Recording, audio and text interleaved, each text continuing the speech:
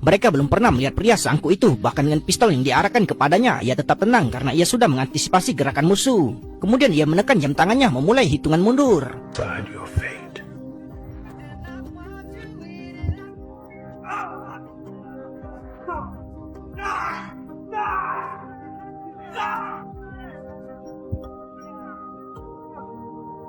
Hanya pemimpin geng yang tersisa di ruangan itu terengah-engah. Ia dengan santai mengambil senapan.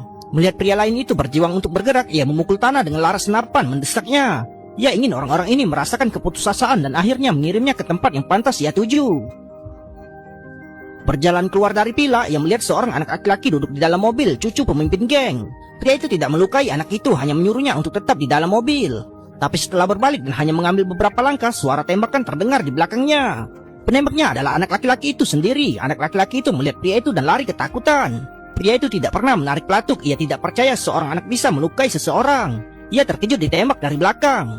Metode masa lalunya menggunakan kekerasan untuk melawan kekerasan dalam mengakibatkan anak-anak berada dalam keadaan seperti itu, menyebabkan ia, seorang pria yang menjunjung tinggi keadilan, mulai meragukan diri sendiri, bahkan membuatnya mengambil senjata. Setelah secara ajaib selamat, ia pergi. Ia pingsan di pinggir jalan dan ditemukan oleh seorang polisi yang lewat yang membawanya ke rumah sakit. Berkat upaya terbaik dokter kota, pria itu selamat. Ia segera sadar kembali. Setelah beristirahat, lukanya berangsur-angsur sembuh dan ia bisa berjalan. Kota itu memiliki iklim yang menyenangkan dan penduduk yang ramah. Pria itu bahkan mempertimbangkan untuk pensiun di sana. Tapi suatu hari saat berjalan-jalan, ia tanpa sengaja menemukan sekelompok pengendara motor yang mengumpulkan uang perlindungan. Pria itu mendengar teriakan dari dalam toko, tapi karena banyak orang di sekitar, ia harus menahan diri. Setelah para pengendara motor pergi, pemilik toko keluar. Wajahnya dipenuhi luka, namun tetap mengangguk sopan kepada pria itu. Pria itu menatap tajam para preman itu, diam-diam menambahkan mereka ke daftar orang yang ingin ia bunuh. Sombong pemimpin preman berasal dari posisi saudaranya sebagai bos mafia setempat. Mereka berencana untuk mengambil alih seluruh kota, membangun resort dan membuka kasino. Siapapun yang menolak tawaran mereka akan digantung. Penduduk lama menjadi penghalang, termasuk pemilik toko ikan. Malam itu ia pergi ke alun-alun dan melihat kerumunan orang bergegas ke satu arah saat toko ikannya terbakar. Pemilik toko berteriak lemah, tapi pria itu tahu itu adalah perbuatan para preman dan melirik kelompok itu dari jauh. Ia tidak langsung bertindak, tapi pergi ke gereja untuk berdoa dalam hati, memohon pengampunan atas tragedi yang akan datang. Sementara itu, petugas menemukan petunjuk pada rekaman CCTV yang jelas dengan merekam pembakaran tersebut. Ia segera menyelidiki kendaraan yang terlibat, tanpa menyadari bahwa panggilan telepon ini hampir saja merenggut nyawanya sendiri. Keesokan harinya, polisi itu menjemput putrinya dari sekolah, tapi diberitahu oleh guru bahwa putrinya telah dijemput oleh seorang rekan. Ia merasa ada yang tidak beres dan bergegas pulang untuk menemukan dua pria bertubuh besar duduk di ruang tamu, sementara yang lain menyandera istri dan putrinya. Karena polisi itu sedang menyelidiki kasus pembakaran, pemimpin memukulinya dengan brutal, kemudian menarik putrinya ke samping dan mengancam bahwa jika ia berani ikut campur lagi, ia akan membuat putrinya dan keluarganya menanggung akibatnya. Polisi itu pergi ke rumah dokter untuk mengobati lukanya. Pria itu menyaksikan kejadian ini dan mengetahui dari dokter bahwa polisi itulah yang telah menyelamatkannya. Pada titik ini, pria itu tidak bisa lagi tinggal diam. Malam itu, keluarga polisi itu sedang makan malam di sebuah restoran. Para preman datang lagi sengaja membuat masalah. Ancaman-ancaman di siang hari hanyalah ujian. Tujuan sebenarnya adalah memaksa polisi itu menggunakan posisinya sebagai polisi untuk mengamankan kapal pengangkut narkoba bagi mereka. Pada saat ini, pemimpin memperhatikan pria tua dari luar kota itu menatapnya seolah sedang menatap orang mati. Jantungnya berdebar kencang, tapi karena mengandalkan jumlah anak buahnya yang lebih banyak, ia tetap duduk berhadapan dengan pria tua itu. Sebagai adik laki-laki seorang bos mafia, ia tidak bisa menunjukkan kelemahan di depan anak buahnya. Tanpa menyadari bahwa ia sedang memasuki neraka, ia hendak membuat gerakan menghina ketika ia langsung ditegur.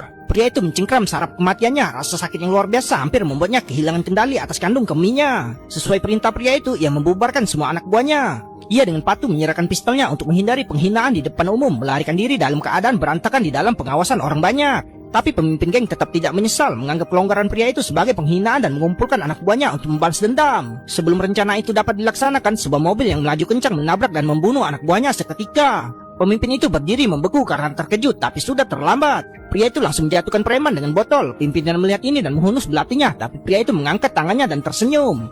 Akhir yang tak terhindarkan, lengan pemimpin patah terbalik dan pisau di tangannya menusuk jantungnya sendiri.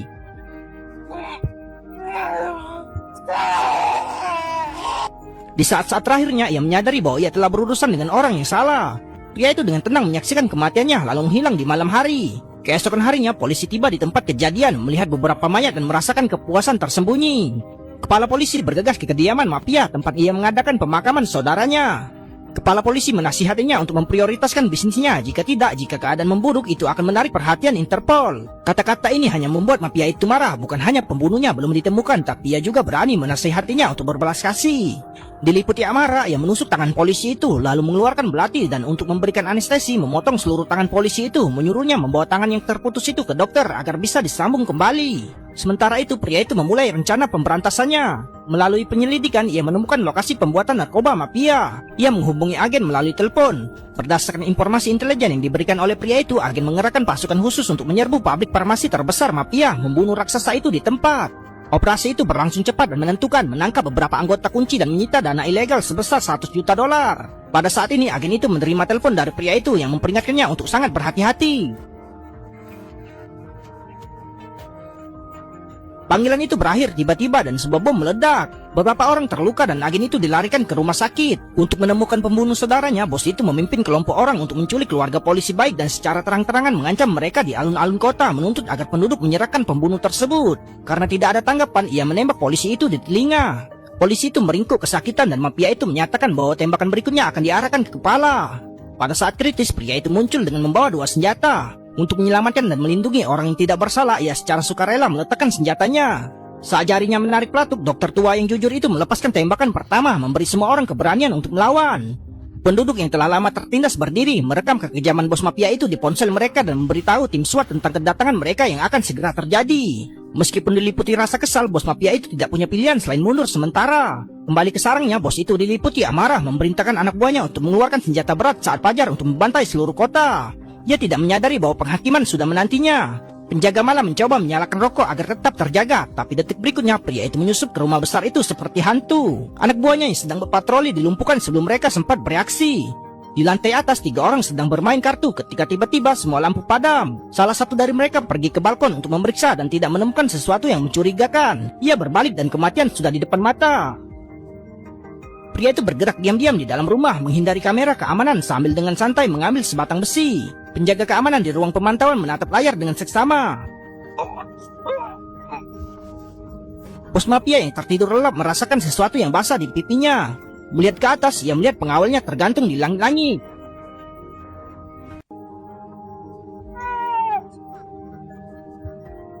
Bos itu ketakutan memanggil nama setiap anak buahnya, tapi tidak mendapat respon. Ia mengumpulkan keberaniannya dan turun ke bawah, mendapati anak buahnya semua menutup mata. Kehadiran mereka yang dulu mengintimidasi telah hilang. Ketakutan mendorongnya, ia menembak membabi buta ke udara hanya untuk dipukul keras dan jatuh. Ketika ia membuka matanya lagi, ia terikat pada sebuah pilar, perutnya dipenuhi obat-obatan yang ia jual. You have less than 6 minutes before the pills stop your heart. Didorong oleh naluri bertahan hidup, bos itu berjuang untuk merangkak menjauh. Pria itu mengikuti dari dekat seperti kematian, menggunakan menit-menit terakhirnya untuk menimpakan keputusasaan padanya.